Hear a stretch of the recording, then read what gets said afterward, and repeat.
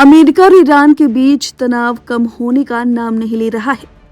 अब टकराव का नया केंद्र बन गया है स्ट्रेट ऑफ हॉर्मूज, वो बेहद अहम समुद्री रास्ता जहां से दुनिया के बड़े हिस्से का तेल और तरल ईंधन गुजरता है।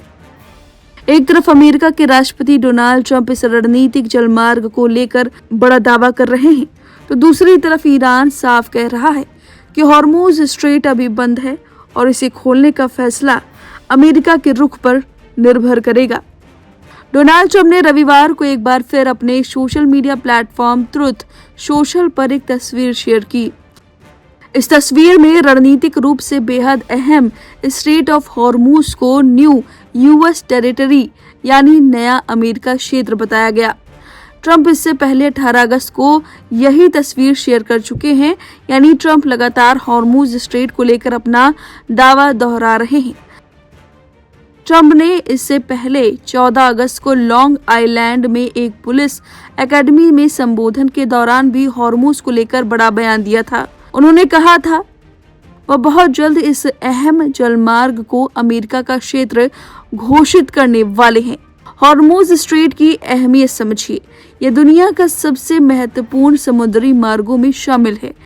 यहाँ से बड़ी मात्रा में तेल और दूसरे तरल ईंधन की आवाजाही होती है। यही वजह है कि हॉर्मूज को लेकर अमेरिका और ईरान के बीच बढ़ता तनाव पूरी दुनिया के लिए चिंता का विषय बन गया है।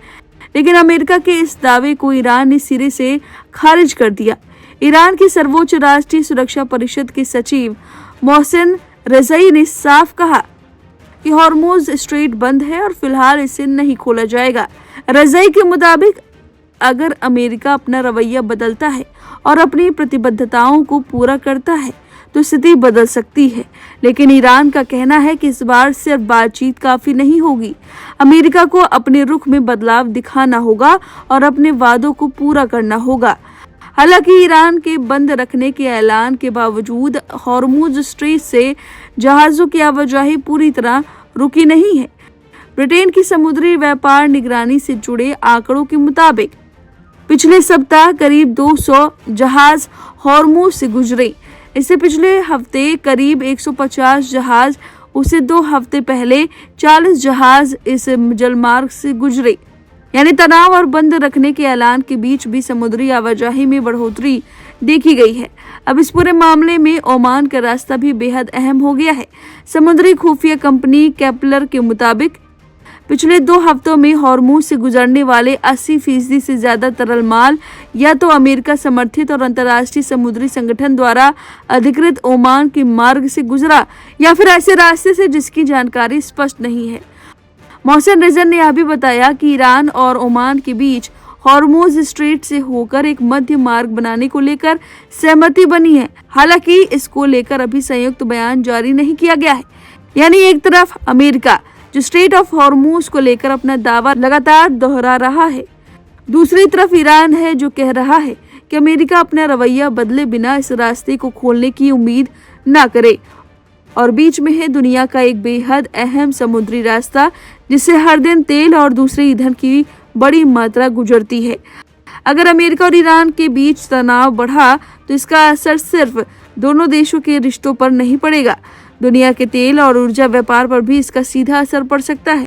अब नजर इस बात पर है कि क्या बातचीत से ये तनाव कम होगा या फिर स्ट्रेट ऑफ हॉर्मूज आने वाले दिनों में अमेरिका और ईरान के बीच टकराव का सबसे बड़ा फ्लैश पॉइंट बन जाएगा। अब इस खबर पर आपकी जो भी राय है कमेंट करके अपनी राय जरूर दें। बने रहिए लाइव हिंदुस्तान के साथ। ऐसी तमाम खबरों को पढ़ने के लिए डाउनलोड करें लाइव हिंदुस्तान ऐप। अगर हॉर्मूज तुम्हारा है तो अमेरिका का कैलिफोर्निया हमारा है।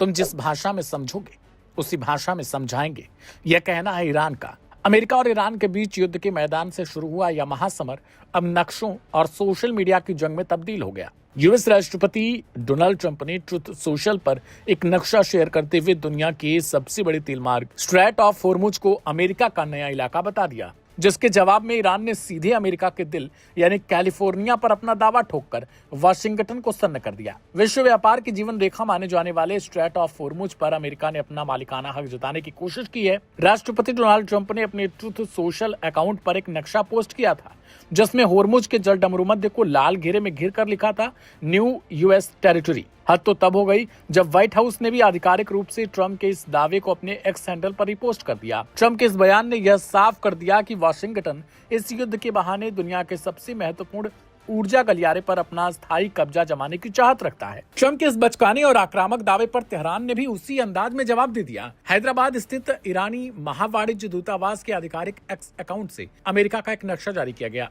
जिसमें अमेरिका के सबसे शक्तिशाली राज्य कैलिफोर्निया को नीले रंग में हाईलाइट करके लिखा गया new territory of Islamic Republic of Iran. इसके साथ ही ईरान के उप विदेश मंत्री काजिम गरीबाबादी ने ट्रंप पर हमला बोलते हुए लिखा कि होर्मुज को लेकर उनका यह मुगालता या तो जल्द दूर हो जाएगा, वरना ईरान इस भ्रमित इंसान का भ्रम दूर कर देगा।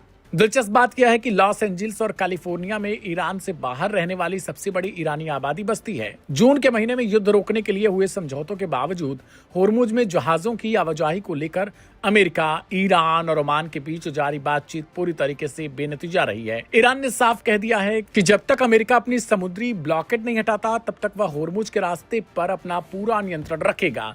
बयानों की इस नई जंग ने साफ कर दिया है कि दोनों देशों के बीच कूटनीति के तमाम दरवाजे अब लगभग बंद हो चुके हैं। ट्रंप का होर्मुज पर कब्जा जताने का सपना और उसके जवाब में ईरान का कैलिफोर्निया कार्ड, यह विवाद दिखाता है कि खाड़ी की यह जंग अब कितनी निजी और खतरनाक हो चली है। सवाल यह है कि ट्रंप के दावे के विरुद्ध जाकर भारत में स्थित ईरान महावाणिज्य दूतावास ने जो कुछ लिखा है, क्या उस पर अमेरिका की तरफ से अब आगे कोई जवाब आएगा या फिर नहीं। फिलहाल सोशल मीडिया की इस जंग में ईरान भारी पड़ता हुआ नजर आ रहा है।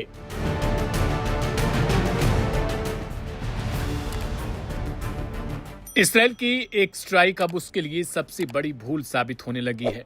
तुर्की सीमा से महज 70 किलोमीटर दूर सीरिया के अबू अल दुहूर एयरबेस पर हमला, वो भी तब जब वहां तुर्की की टेक्निकल टीम मरम्मत में जुटी थी। क्या इसराइल अब सीधे मुस्लिम नेटो से उलझा है? इसराइली बयानों और तुर्की की सख्त प्रतिक्रिया के बाद अब सीरिया के विदेश मंत्री असद हसन अल शैबानी अचानक पाकिस्तान पहुंच चुके हैं। सवाल खड़े होने लगे, क्या इसराइली हमले ने सीरिया को इस्लामिक नेटो की झोली में धकेल दिया है? उत्तर पश्चिमी सीरिया की अबू अल दुहूर एयरबेस पर इसराइली हमलों के बाद क्षेत्र में तनाव